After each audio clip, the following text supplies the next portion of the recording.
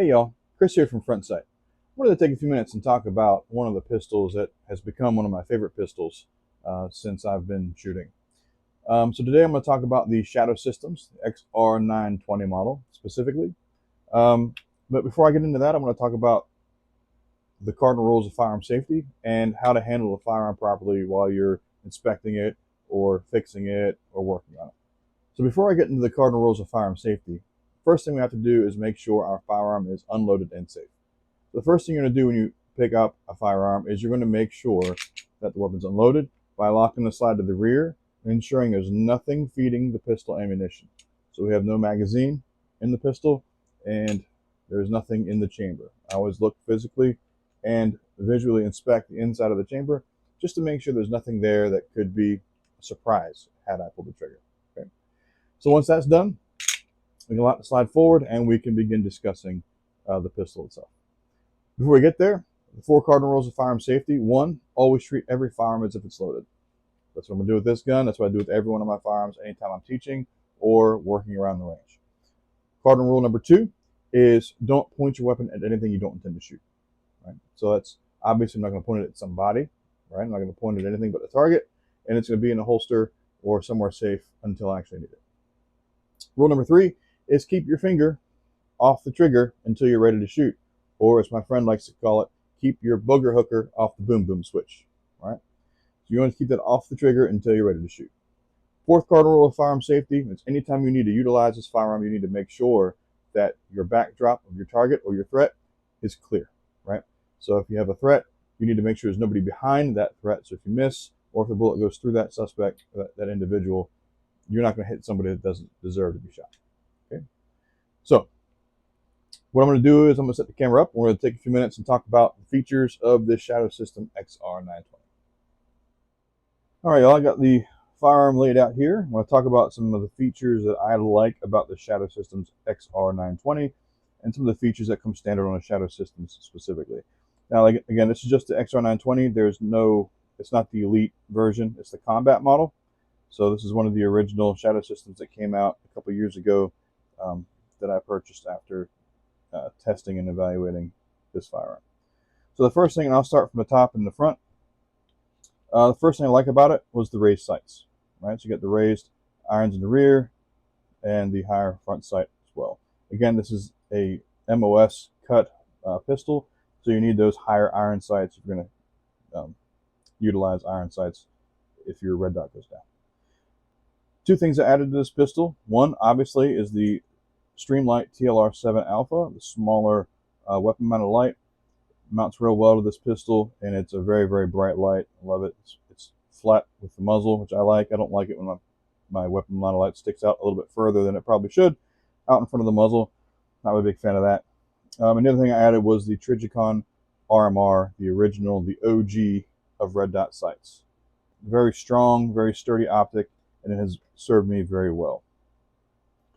So let's talk about a few other things I like about the pistol itself. 1, these serrations. So as you can tell, the slide has been cut to provide these serrations on obviously both sides, right? And they're very aggressive looking serrations. Now, as this is the Combat model, one of the first generation models, these serrations here are not quite as deep as ones that I've seen on other Shadow Systems models, but they still do a really good job at providing you the opportunity to, if you want to brass check here or the old-fashioned way there as well, you can do that.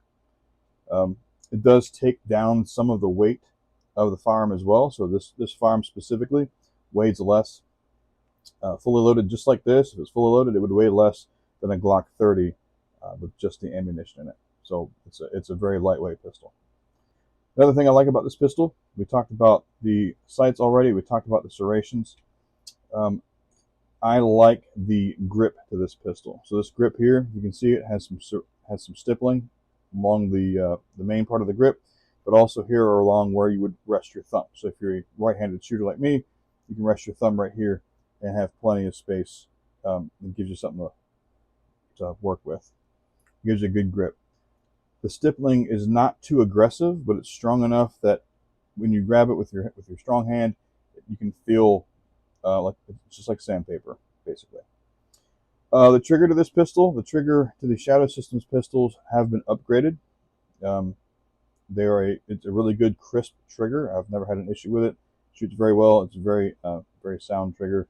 And again, this is built similar to the Glock Gen 4 models. So there's a Glock Gen 4 clone basically, so it has the same trigger safety that you would have on a standard Glock. The last three parts of this pistol that I really like, I'm going to start at the bottom here, is the flared magazine well. Now what I like about a flared mag well, obviously, is it can increase the speed or smoothness of your combat reloads or tactical reloads. So either way, it can increase your speed there. If you have a extended magazine, so extended mag extends below the bottom of the grip there, makes it easy to strip if you need to. The only problem with that is if you have a standard magazine, the standard magazine will lay almost flush with the bottom of the flared mag well, and could, if you need to strip this magazine out for some reason, it could make it difficult. But other than that, I think the flared mag well is definitely a must-have. The other thing I like about this is the beaver tail. So the beaver tail here allows you to keep your hand as high up on the grip as possible without having to worry about slide bite. Right? Some Glocks or some pistols that are similar to this that do not have a beaver tail, if you have meaty hands, it may cause you or cause a slide to, if you have a high grip, bite that hand and cause some damage. Is it something you can fight through? Absolutely. But is it something you want to deal with in a bad situation? Probably not. So I do like the beaver tail on this, just like I like the beaver tail on the 1911. The last part of this pistol that I really like, and I think is one of the best features of this pistol, is the back strap. So on this pistol here specifically, you can remove, if you can see it, there's a line right here, and it goes here, the back strap goes around, back down, and this piece can slide off. So you take the pins out, you slide this off, and you put one of the other two back straps that comes with it on this pistol. The one I have on it currently is the one that is very flat. It's similar to a 1911 style grip. Again, I love a 1911, so that's why I chose that style grip for this pistol. For a smaller framed individual or someone with small hands, it helps also because it's less of a grip, right? You don't have to worry about a big bulky grip like a Glock 21.